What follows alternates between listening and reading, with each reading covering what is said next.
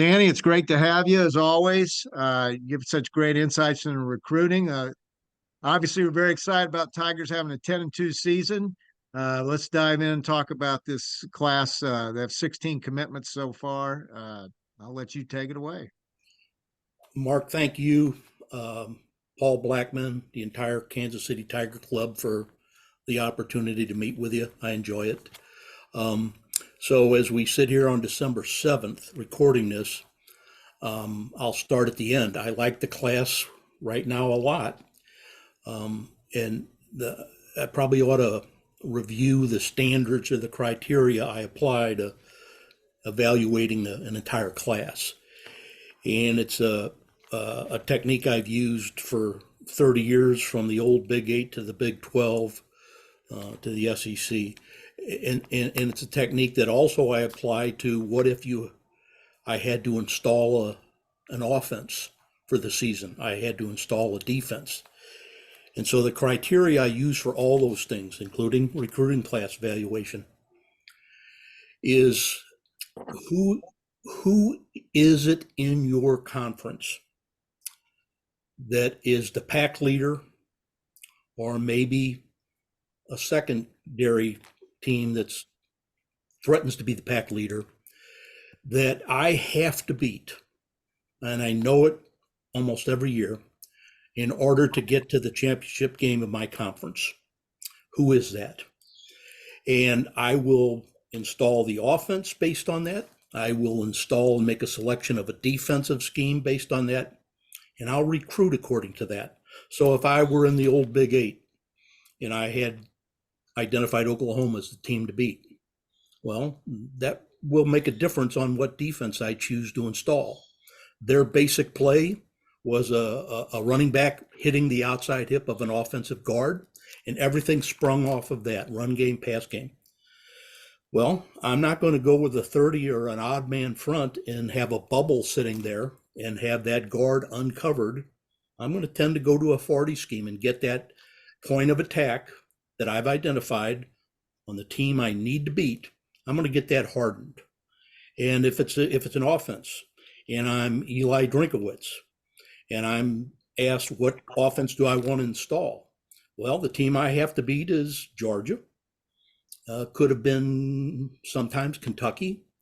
Do they have anything in common? But if they don't, look at Georgia, where the real estate that they base their whole offense on is off tackle. Whether they use an attached tight end or a bunch group of 3 tight ends there, they're going to attack you off tackle. So I've got to pick a front that hardens me there. If I'm choosing an offense to play against Georgia, I know what I'm going to see across the front. I'm going to see big athletic down guys. I'm going to see a lot of stand-up people who are super athletes. So I'm going to run what Eli runs, kind of a jiu-jitsu offense, which is that zone outside stretch play. So if they mirror our offensive linemen and we stay sustained into them, even if we don't blow them off the ball, their super quick second level linebackers they may run themselves out of gap integrity, and I can take a guy from a Division II and run them up through those temporary creases and train them how to do that. So everything is based on who do you have to beat. If I was in the Big 12 North in the old days, I'd do things that I'd recruit people that could beat Nebraska, occasionally Colorado, occasionally K-State, but my eye would be on Nebraska. So based on that, I think the class is good. I've thought it has been the last 2 years for Eli, and I think this third one is also very good. They are the types of players and physical skills, psychological, competitive aspects give you a chance when they enter the program, whenever they do, mid-year, summer, whenever they enter, in 12 to 18 months, they could compete for the 2 deep and put you in a competitive situation with that identified team. I've thought they've got guys like that in the past 2 years. I do think they've done that again. So with that in mind, it's made up of individual profiles. So I kind of go through them on offense first, starting with quarterbacks, running backs, tight ends, wide receivers. But I've got to tell you right off the bat that in terms of quarterbacks, maybe a little lesser extent running backs, it's not clear to me that the Drinkwitz administration has identified, recruited, and trained quarterbacks. I don't think we know yet. He recruited Kelly Bryant from Clemson, who injured himself right from the get-go. We never got to see what he could do. He put in Connor Bazelak, who he inherited from Barry Odom, who looked like he was a promising pocket passer, got hurt, and we never saw what he could really do. We went with Brady Cook, who went through some growing pains, then suffered a labrum tear. We really never knew. So the people that Drinkwitz has brought in, he's brought in Tyler Macon, who played a game at Georgia, and who then transferred to Alcorn State. And as I looked at his statistics halfway through this past season, he'd thrown 2 completions and 15 total attempts for 31 yards and 2 interceptions. So we don't know what he can do. He's brought in from Tacoma, Washington. He's brought in Gabari Johnson. We don't know. We just don't know what he can do. Sam Horn. Do we really know what he can do? I don't.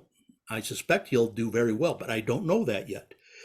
So when we talk about quarterbacks here in a minute, we're not certain that we know the type of guys he identifies. Do they develop? Can they compete at that level?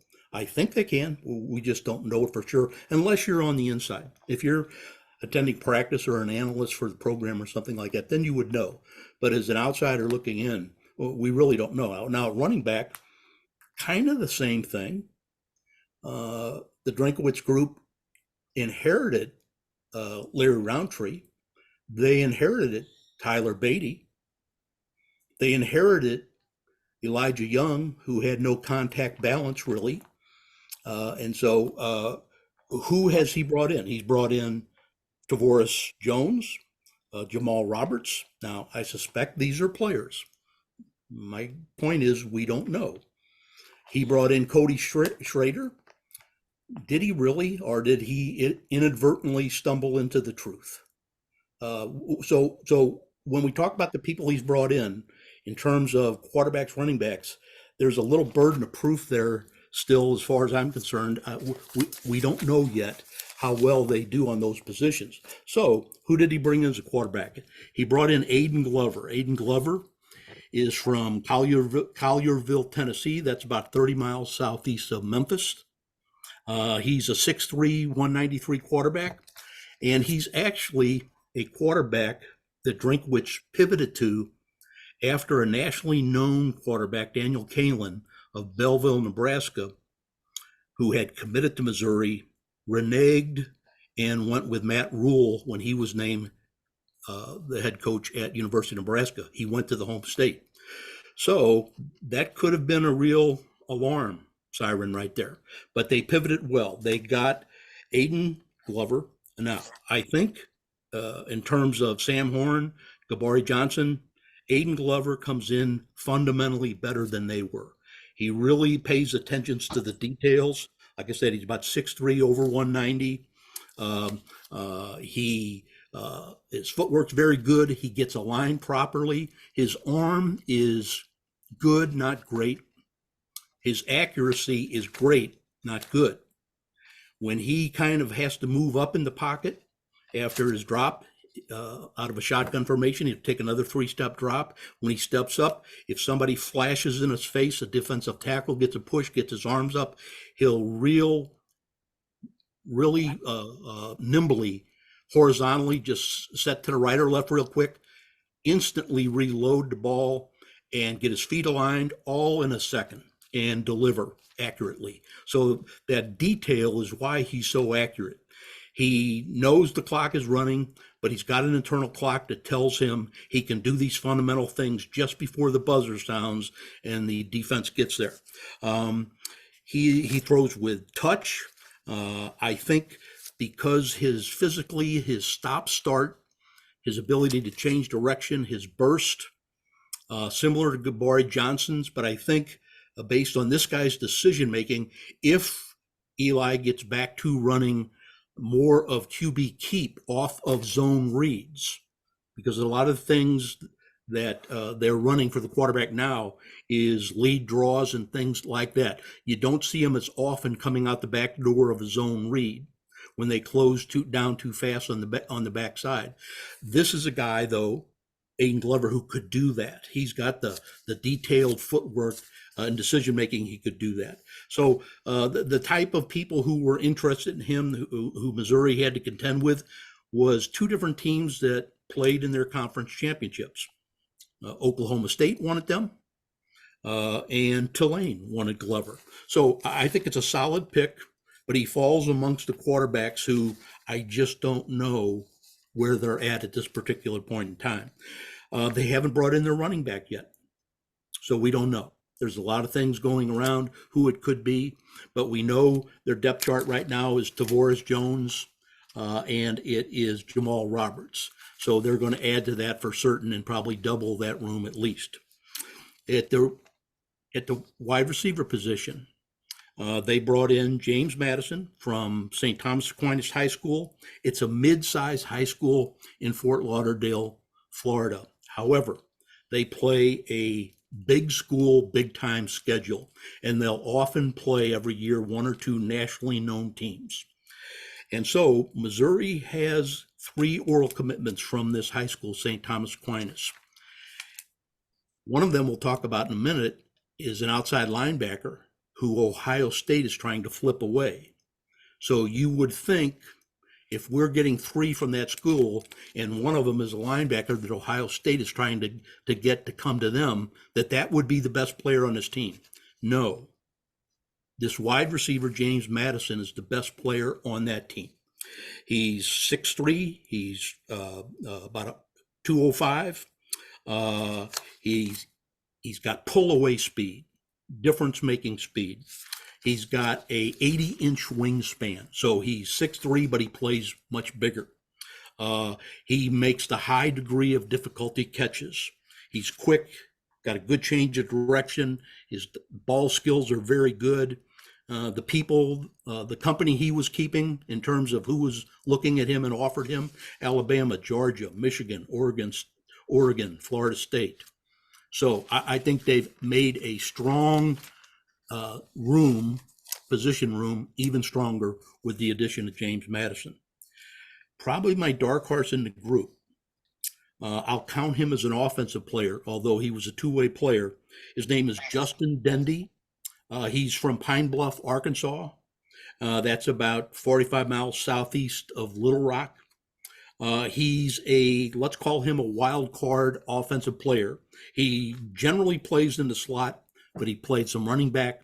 He played some quarterback even. He's 6'1", he's 200. He will remind you physically, size, speed, all of that, to a wide receiver at Missouri in 2010 to 2014, Jimmy Hunt from Cahokia High School. Physically, he looks a lot and performs a lot like Jimmy Hunt did, except he's got an attribute that's more Luther-like than Jimmy-like, and that is he is combative with the ball in his hands. To him, there's 2 phases to an offensive play when he's carrying the ball. It's running his route, it's getting through the line of scrimmage, the point of attack, whatever. But when the tacklers come, that's the second phase for him, and he goes to war, and he most often wins the tackle. He's got functional strength, great contact balance. He's got 4.4 speed, so his speed will play really well in the SEC.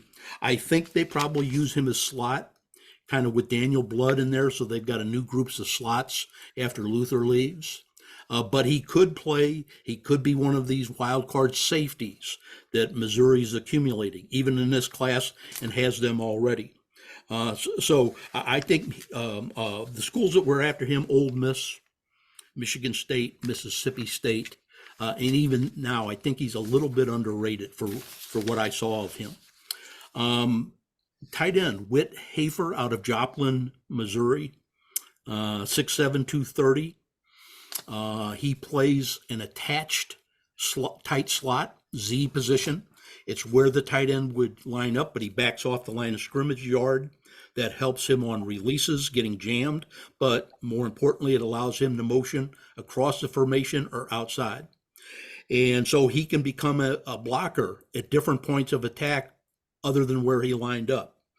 His inline blocking is very, very good. In open space, when he's trying to get strong safeties or corners or something like that in open space, it's okay, not quite as good. His inline stuff, though, is quite good. Laterally, he moves very well laterally, right and left. Pretty nifty. He sustains blocks. He'll stay on them. He doesn't bend much. He's not a real flexible guy. He doesn't have right now what appears to what I call a lot of explosive pop, which means in the very first phases of a block, your hands come in, you draw contact with your hat and your hands, you've got to stop that defensive man's charge. That's the first part of any kind of block like that. His is pretty ordinary, but he's got the feet and the competitiveness and functional strength to sustain, which kind of compensates for that. So while he doesn't bend, I think he's got a little bit of what I call latent explosivity. You watch his basketball stuff, and you watch him off of 1 foot, get off the ground instantly and get pretty high up. That tells me there's explosivity there that you really haven't seen yet on the football field much, but it's there. So he pivots well. I just think he may be a little bit of a project, but I think he's a solid investment at tight end. Who was after Hafer? Kansas State and Kansas, but that may have had to do with he was the first to commit to Missouri, and a lot of people may have dropped off and didn't pursue him. Now, for linemen, they've taken 3 at this point, 2 high schools and a Hutchinson College transfer. The high school kids first. The only guy in this group that I didn't give a B+ grade to, there's an A- in here, but a B+ guy to me is a guy that can make that 2 deep. From the time they enter the program on site, within 18 months, they can make that 2 deep. If you're a person like that, in my scheme, that's a B+ guy. A guy that is at risk of not being able to make that deadline and may go over that is a B player, depending how long I think it takes. And the next guy, Ryan Justice out of Washington High School, 6'6", 295 offensive tackle. He's the only guy I gave a B I had some doubts about. He played in an offense where he was required to take minimum line splits from the adjacent offensive lineman next to him, the guard. And so you really couldn't often see, unless you really looked at it and looked at a lot of tape, for his ability to move laterally, just because there wasn't much space to make up. And so when I found those, I really watched those lots of times. And so his feet are quick, though. His pop is gradual.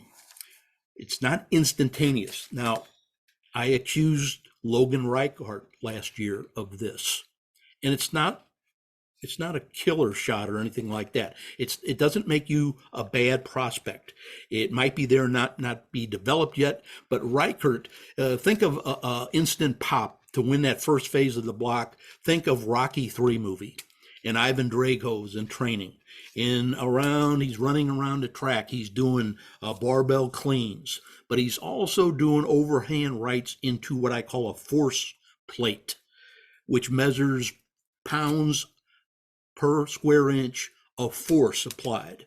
And so if you imagine that force plate was taking the first blow of Logan Reichart last year, or in this case, Ryan Justice right now, it wouldn't shock you. But he makes up for that because he keeps his feet moving.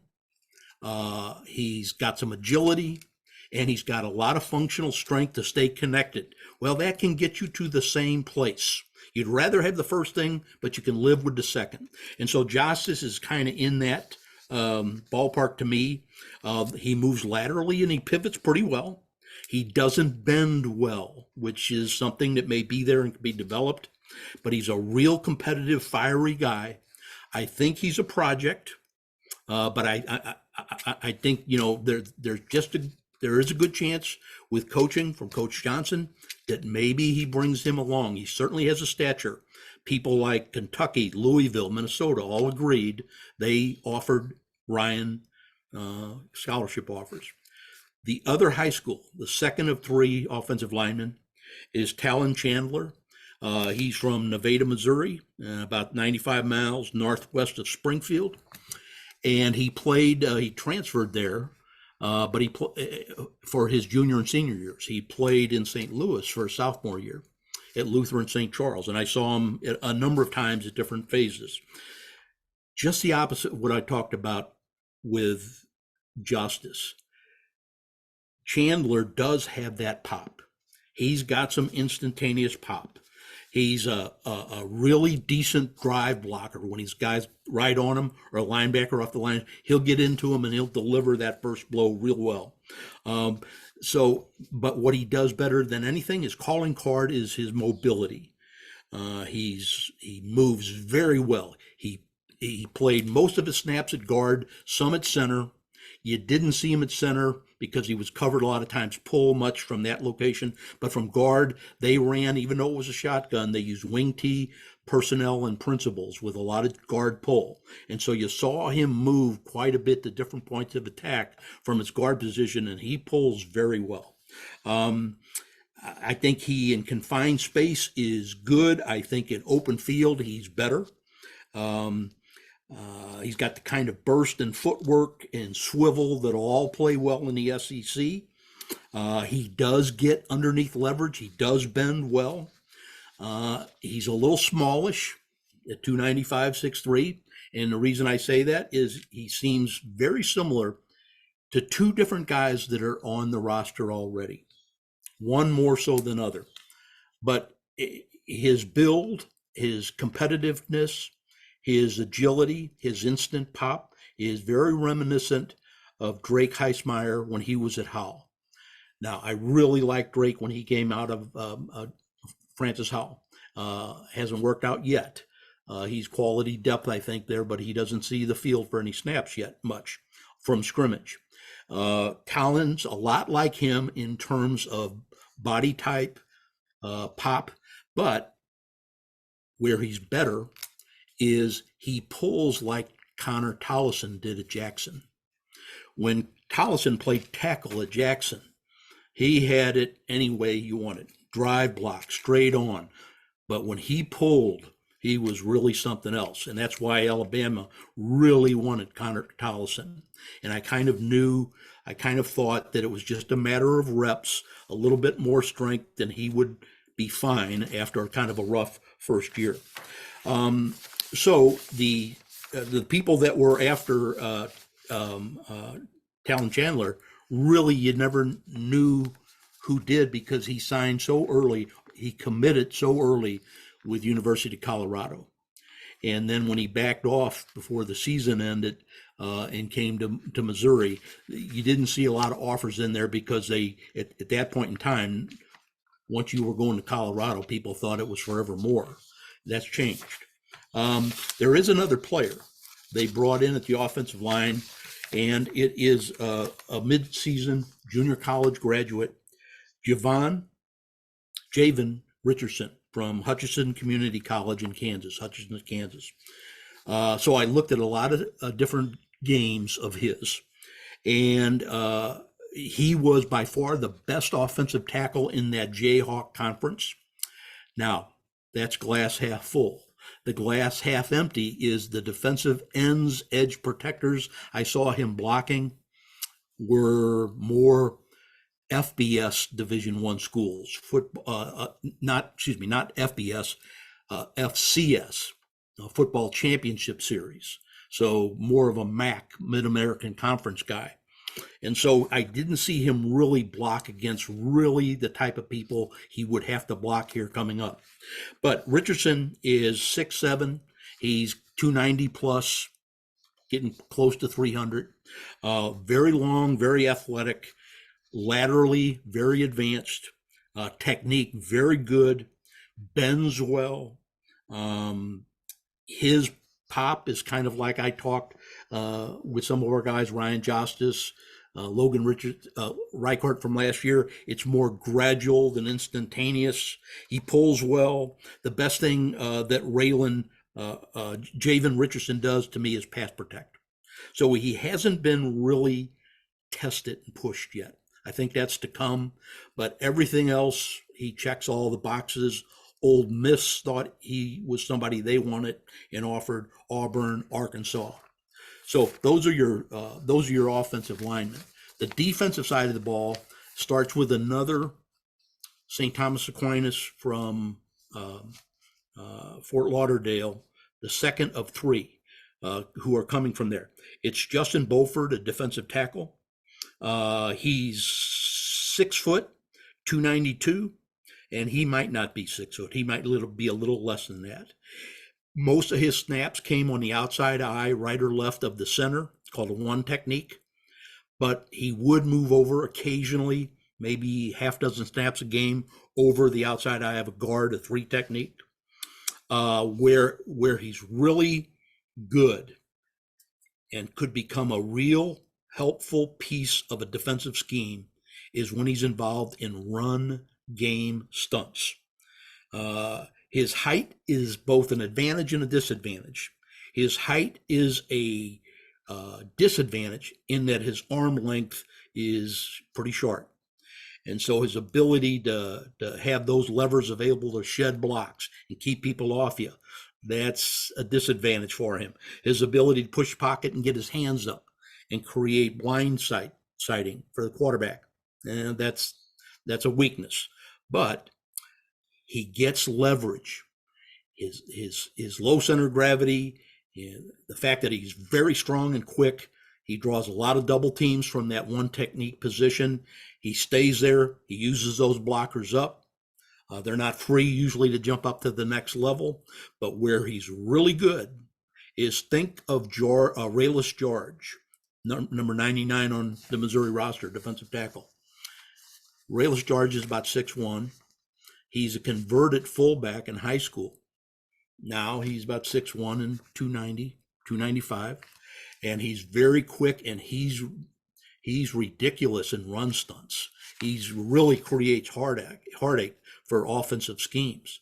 And so I see Beaufort, best case scenario, is being a Rayless George type. That's how I see him.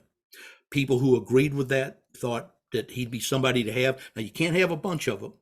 You can have Jernigan in there, a short guy. You can have Rayless George in there. You don't want two of them next to each other usually, though. You want Christian Williams, or you want some big daddy next to him, usually. But even if you went with two of those guys, if you ran run stunts on predictable tendency run downs, they can be important pieces of the puzzle. So people that were after this defensive tackle, Justin Beaufort, Louisville, Pittsburgh, Maryland. So I'm glad to have him. You can't have too many like that, but he's an important part. Now, Missouri, probably the strength of this class, no matter what else happens after today, December 7th, is the defensive end edge protectors they're bringing in. They're bringing in 3 of them if they don't change their positions.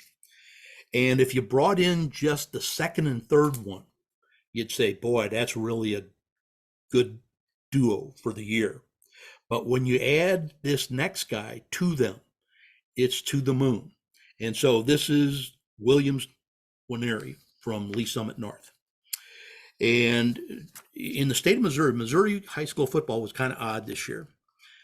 There's usually one of these guys, and there was 3 of them. There was 3 players I saw where the player would come to the line of scrimmage and line up in his 5 technique. The quarterback would come to the line of scrimmage, locate him, identify his location, right, left, field, short side, whatever, and make a call, an audible, something like the word opposite, which means whatever we called in the huddle, we are going to run it to the other side. Same play, but the other side, because we are not messing with this guy. And there was three of those guys. There was one from St. Louis de Smet, Caleb Red. He's going to Kentucky. There was one in Liberty North, Jay Ross. He'll either go to Alabama, Kansas State, or Ole Miss. And there was Williams Winari. Now, it's almost shocking, his physical characteristics, because they resemble what you see in a much smaller player, like an outside linebacker, a guy that's 6'2" and 220, not a guy that's 6'6" and 265. And I've stood next to him last year in the playoffs twice. He's 6'6" and 265. But his physical characteristics, they just don't align with that stature. What kind of physical characteristics? Quick, bends well, laterally, very nimble, changes directions on a dime, stop and restart instantly, burst, he's been timed at 4.6. Exceptional functional strength to shed blockers, even good blockers. And so to me, he's kind of like a high school Jadeveon Clowney, who played for South Carolina and the Houston Texans. He's that kind of odd blend of physical characteristics with stature. Now, Missouri's got him. Does that mean he might not have some setbacks along the way? They all do. The only guy really in the last 8-9 years who's come in as a true freshman and really right off the get-go shed SEC blocking was Mekhi Wingo from DeSmet. He did it as a true freshman. He was that rare, explosive strength guy. And so even Williams Winari will have some learning curve to get over. What does it physically take to shed SEC tackles? And so he'll get it and he'll be exceptional, but that it doesn't come without some exposure and repetitions to it. I said there was three of them. Here's the second one. Elias Williams. If they had just got him and the next guy, they'd have been fine. But to have Elias Williams along with Williams Winari is really something. Who is he? Elias Williams is a defensive end from Hudson, Florida. It's about, I've been by it many times, Hudson High School. It's about 30 miles north of Clearwater. It's a small school in Florida. So the only thing I'm going to say that really disadvantages this guy, he's not played top of the line competition. If you go out though and you dominate them and just have your way, that's all you can do. That's all you can do. And he did that. So he's 6'4", almost 270. He's a defensive end. He's got a nice blend of characteristics. He's quick, functionally strong, flexible in bends and torques. He's been timed at 4.6. He's an intense guy. And so who was after him? Alabama, LSU, USC, Florida State. So you get him, and we'll talk about this last guy. If you just got Elias Williams and this next guy, Jalen Brown, you'd call it a great year.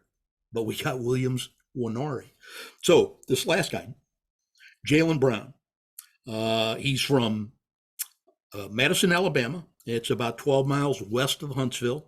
He's a defensive end. He's 6'6", and he's 230. He's long. He's got great growth potential. He reminds me of Darius Robinson when he came out of Detroit as a freshman. Very similar.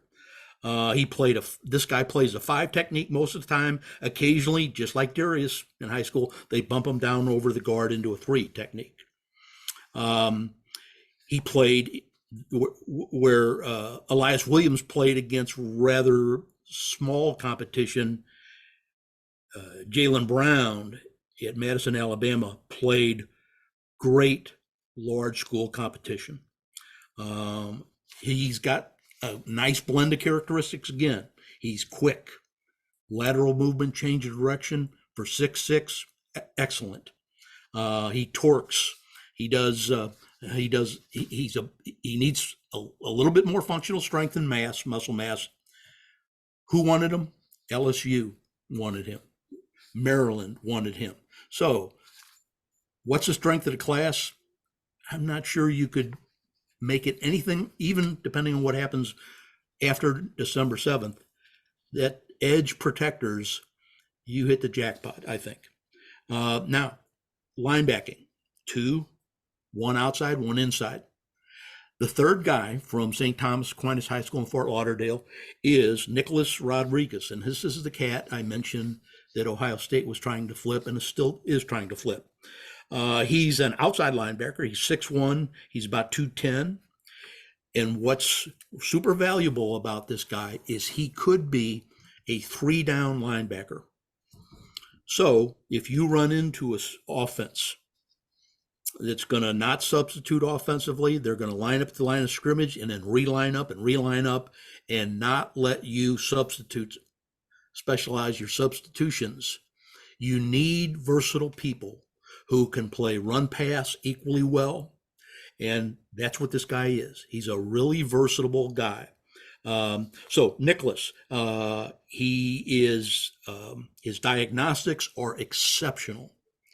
Now, his burst of speed is just good enough that it's not a problem. It's not great, but it's good. But his diagnosis of after 2 or 3 steps of the running back's path or the backfield flow, he beats them to the point of attack. He knows where the point of attack is, and he's rehearsed it. He knows it. He's prepped for it. He gets you there, and he gets you down on the ground.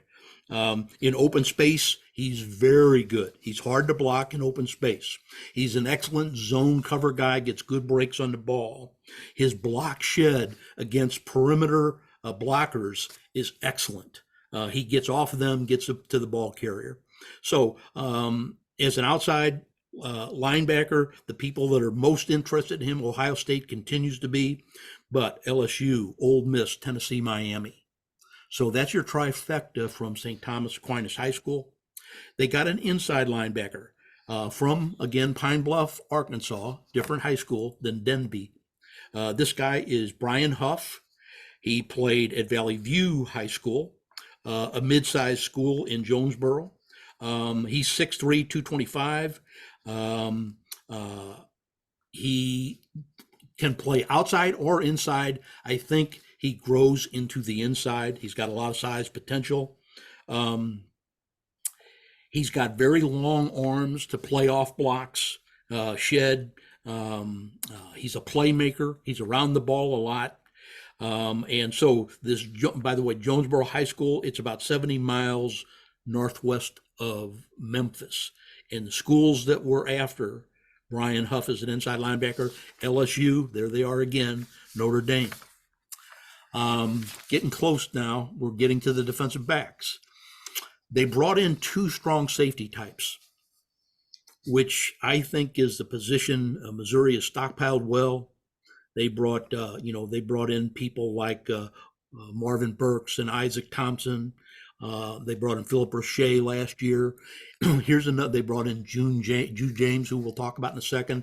But Jackson Hancock, he may be another dark horse in here, in that if you use him on that side of the ball, he's not quite as fast as some of those other guys we talked about. Isaac Thomas, Marvin Burks, not that as quick as they are, but his diagnostics are good. He's very hard to block. He makes a lot of plays. And Hancock, I didn't mention where he was from. He's from Canton, Georgia, about 45 miles north of Atlanta. He's kind of an under the radar guy. Missouri, I think, could end up being the smartest guy in the room, because right now, no Power 5 offers. It's Appalachian State, it's Coastal Carolina, it's Troy. But Missouri sees a guy in there that could be one of these versatile plug-and-play guys in that safety arrangement where they'll use 3 safeties. And so his name is Jackson Hancock. The other kind of wild card they brought in defensively, strong safety type from St. Louis, Francis Howell, same as Brett Norfleet. Jude James, 6'3", 195, versatile. He's kind of a strong safety, a little bit bigger. He's kind of a bigger one, though. Maybe not quite as fast as Burks and Thompson and these guys, bigger, but very versatile, very agile, and very tough, very physical, competitive. Best thing he does is run support. Zone coverage, breaks on the ball really well, gets good jump because he plays receiver on the other side of the ball. His route recognition, sight recognition, very good, breaks on the ball, and he doesn't miss the intercept. If there's a chance for the intercept, he gets it. His ball skills are quite good. The people that were after Jude James, Kansas State, Nebraska, were the principals. A true corner, our last guy, a true corner. Cameron Keys, he's from Lynn Haven, Florida. I've driven by this place. It's about 7 miles north of Panama City, Florida. It's Mosley High School. He is 6 foot, about 160. He's very, very quick, very, very tenacious, skilled man-to-man guy. Played large school competition, Mosley did, in Florida. I think if I was going to draw a comparison with Cameron Keys and anybody else, it would be a cornerback that Missouri had from CBC High School in St. Louis, Arian Penton, 2013 to 2016. To me, Cameron Keys coming out of high school reminds me of Arian Penton back in 2013. Now, I kind of buried the lead. I said that was the last guy. We did get another cornerback here on December 7th, and it's Toriano Pride. And he, from St. Louis, I saw him play quite a bit as a junior for Coach Kyle Wagner at Luther North. Small school competition, but Coach Wagner used Toriano. Toriano is about 5'11", about 190. And he is hyper quick. Very good explosive vertical burst, linear burst. Very physical. And by repetition and want-to, he has made himself an excellent man cover guy. Now, when he played as a junior at Luther North, they used him on both sides of the ball. He played wide receiver and running back, and he was quite a threat for Luther North. But he started on defense as a corner and started to develop these man skills where he would just move up his alignment. And every time I'd see him, he'd come up from 8 yards and he'd cut it in half to 5, and he'd cut it in half to 2. And he was right on the line of scrimmage at the end of the junior year, daring the guy to run by him. And against that type of competition, they just couldn't separate from him. Now, this was the same class that Luther burdened from junior to senior year. Luther left Cardinal Ritter as a senior at mid-semester and jumped over to East St. Louis and went into that very competitive environment where practice is really tough and you play against excellent people and you hit and you're developed there. Toriano Pride didn't go over a semester. He waited, but he started in the summer with East St. Louis. And again, his skill, same type of kind of quantum jump that Luther made, Toriano made. Toriano, they played a much better schedule, and he got better every week. I saw him in the first game against CBC, played against excellent receivers who would be the Missouri State champion. Toriano, they were able to get some separation from him. Later on, he played Don Bosco High School from the LA area, who was going for the national champion, the mythical national champion. Again, people got some separation from him, but he didn't back off. He stayed with the challenge. He got right in people's grill, and by the end of that senior season, he was doing what he did as a junior year with inferior competition. He was right in their grill, daring you to run by him. You couldn't force him out of his back pedal until the 10-yard marker, and then he'd turn and run, and he'd be in your hip pocket. You couldn't separate. And yet he maintained and even got better at run support. So, at corner now, I think with Toriano Pride in there at the corner spot, you're now looking at Norton Drayden Norwood. You're looking at Marcus Clark. If he returns, he could return. And you've got Toriano Pride. Now, Is that as good as last year going into the senior year? Christian Drain, Enos Rakestraw, with Norwood backing them up. No, it's not as strong as that. But even the fact that you even start to think about it, when you add Pride to a better Norwood and maybe Clark comes back, maybe not as good as a year ago, but the fact that you got to think about it is good news. So the class is not done, but as we look at it to date on December 7th, I like it a lot, Mark. All right. Thank you for that excellent analysis. We do have a few questions. With the transfer portal so prevalent, how do schools have to change their philosophy on high school recruiting? I think they've done it already, and it's really gotten a little better than it did in the COVID year 2.5 years ago, where high school kids just really found that the avenues, the recruiting contacts were few and far between, unless you were really a high caliber guy. So I was actually in those days helping people kind of market themselves, how to proactively get to the attention of people, and so it's a little better, but it's still very rough out there for high school kids. And so what caused that was that football programs, just, it's really logical, makes sense. I would do it. Almost any fan would do it. And that is, if your paycheck depends on winning games, and I can get somebody who's gotten tens of thousands of reps on somebody else's watch, and maybe their skills have developed along enough that I can take those skills a little bit further, or they're ready right now, why pass that for a high school guy who this last hour's discussion has been about? I think they'll make it, but they may not. And so the probability of success is a little bit higher, logically, to me, with the junior college guys and the transfer guys, especially the transfer guys, if you pick the right guys. So everybody's adjusted. There are degrees along that spectrum. How many high school, how many transfers? You could be like the Clemson model that looks like he may have to change, which is no transfers. Or you could be the Colorado, you could be one of these other schools that are the far end of the other end of the spectrum and really tilt that way.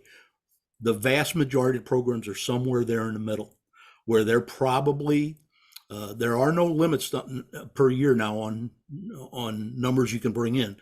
You have the overall net number of 85 you can't exceed scholarships, but the 25 in any given year, that's kaput and gone.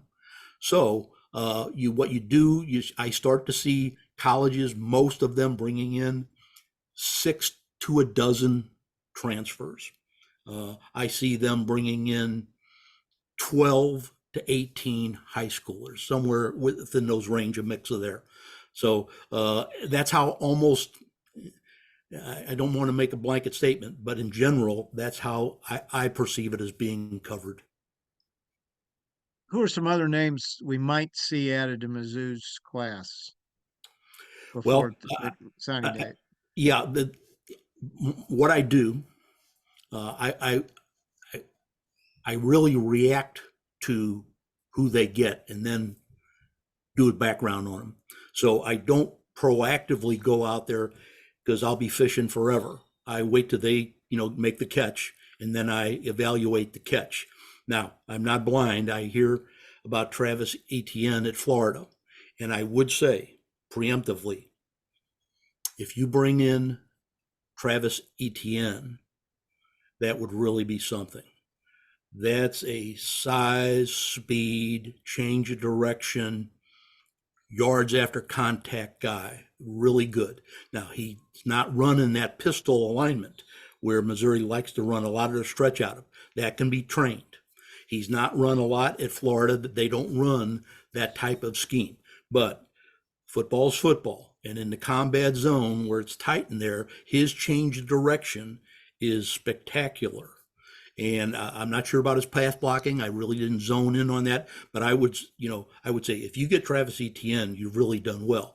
I looked a little bit at the Georgia State running back they're looking at. I like him a lot.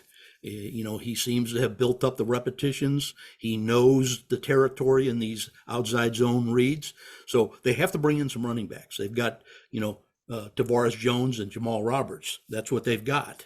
And they've got to bring in some others. But the answer to the question is, those are the only two I've really looked at with any specificity. Trevor Etienne, you mean, right? Trevor Etienne, yes. Trevor, yeah. Okay.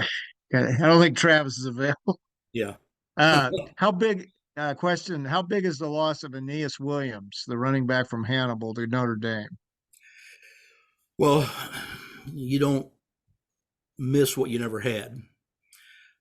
So let me just say this: excellent back, terrific back. He's very similar to a back about 6 years ago at Vianney, Kyron Williams, who went to Notre Dame just like Aeneas is. Very similar size, speed, change of direction skills are high caliber. Receiving skills, ball skills, both excellent. Aeneas Williams and Kyron Williams, both going to the same school.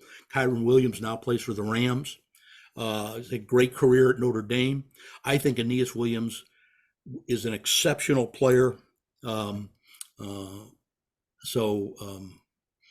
would have loved to have him, but I don't view it as a loss as long as you get a equitable substitute. This question about your junior class, Isaiah Mosey, number 1, he's the only Kansas City area prospect. Is St. Louis that much better, or is it just this particular year? Well, it's kind of early to tell too. Those are the early look around the corner, and I think Mosey's terrific. I think the running back at Cardinal Ritters is quite good. I think probably if you had to say just the opposite of this year, if there's a strength of position next year, it might be a quarterback, where that just wasn't the case at all this year. Missouri was very good with edge defenders this year. Next year, it is edge outside linebackers. There's a lot of really, really good ones out there. But the answer to the question is, things go in cycles. It's not a case of one city being for any length of time better than the other. Although there was a period there where Kelly Donahue and those Severino at Rockhurst, where they were just ruling the roost in Missouri, and their rosters, they would suit up over 100 kids. And the St. Louis programs just weren't recruiting the hallways well enough in those days. And so there was a period of years where, especially at the large school level, where Kansas City just really did rule the roost. And now there's been a little bit swing back. CBC and DeSmet, the privates, have really put together great coaching staffs and player development, things like that. But I wouldn't crown anybody one better than the other. It just, there is a school in St. Louis, private school, Cardinal Ritter, in the that has a unusual bunching of quality players. But I wouldn't draw any general conclusions from that. Jim Adams says you do a fantastic job projecting talent, which we all agree, but we all know this is not an exact science. Are there some recent Mizzou recruits who you were surprised did not live up to their high school rankings? And he says, keep up the great work. Yeah, there is, and I don't want to publicly castigate somebody as a failure, and maybe, a surprise that they didn't pan out. Let me go the other way. But the answer to Jim is absolutely. But the answer on the other side of the coin is, well, in the case of Missouri, I always analyze my own descriptions and evaluations a year later. And I did not see Brett Norfleet uh, making the strides as quickly as he did. If you remember early in the year, Tyler Stevens was the starter. And Tyler Stevens, there was a bad narrative out there about him, that he was not in those first 2 or 3 games blocking the edge or blocking the perimeter. That was false. He was. He was. And that's why he played the most. And even then, they started to give Brett more snaps each game. And what I saw with Brett is when he would block, he'd have, and I even said this in my evaluation again, he'd have that first pop and that showed he belonged there. But he kind of buckled and his knees buckled a little bit and he had a hard time sustaining. It would kind of be that pop or bust to get the runner by as he'd pull and trap or be a base blocker and the runner come behind him. But he got better every week. Now they knew right away if they wanted that position to be somebody in the intermediate zones who could quickly change directions. If it's an option route and I have to sit down based on where a zone is, who could instantly stop, curl up, be a good target, or create separation in a man situation. Tyler Stevens couldn't do that. And even if he did, his ball skills were questionable. That's what Norfleet could do. We knew he could do that. But the blocking part of it, by mid-season, those same initial pops were there, but he wasn't buckling his feet. He was following up. He was winning those blocks in a major way.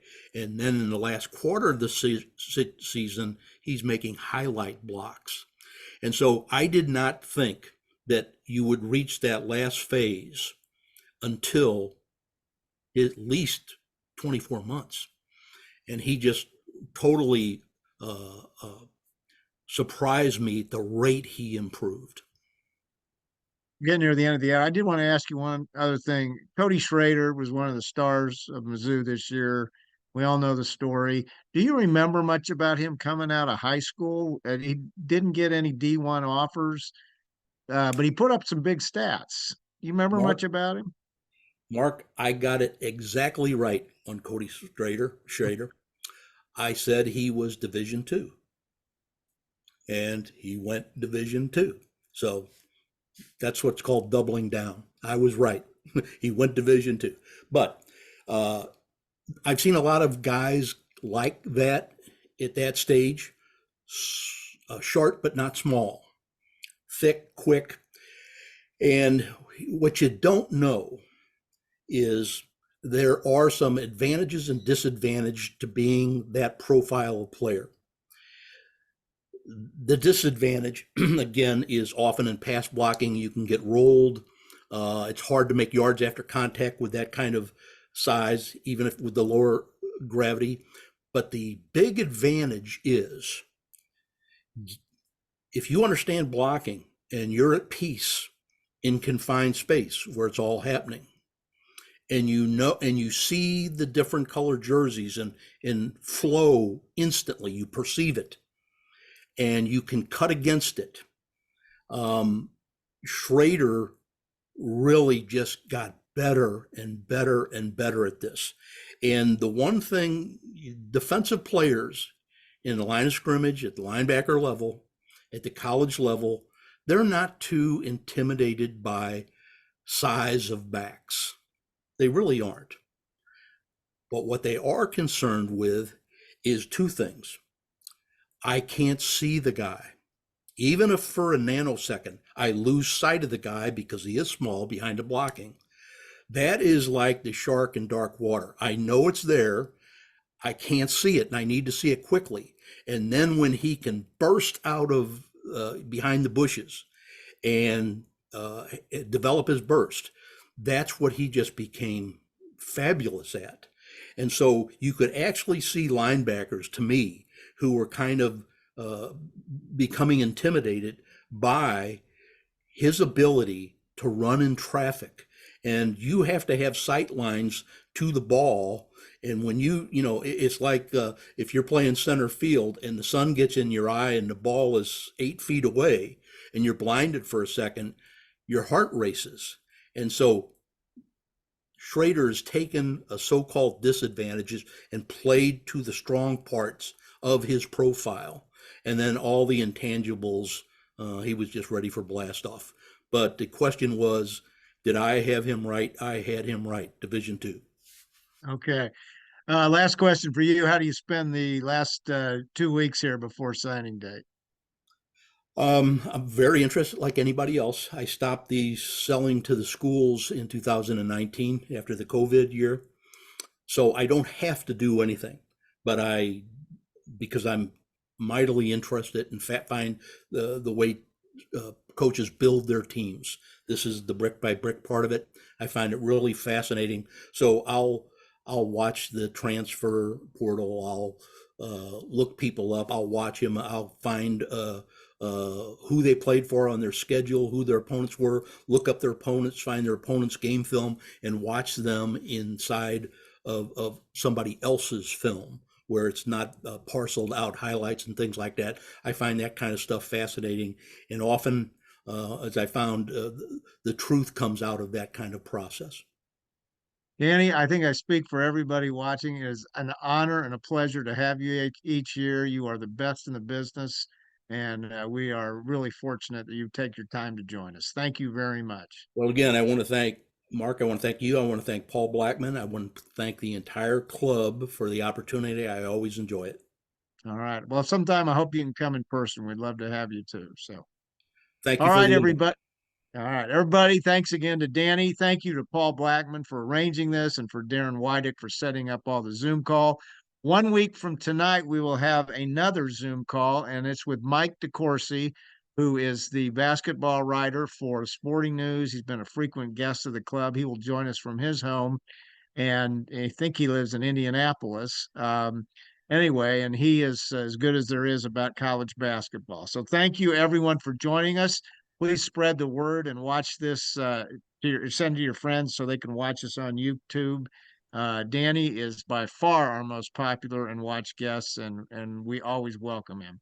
Everybody have a great evening. On Tuesday at the regular meeting at the flea market, we will have Sam Mellinger, who the media relations for the Kansas City Royals, and he can talk about what happened in the winter meetings. So everybody have a great evening, and thanks again for joining us.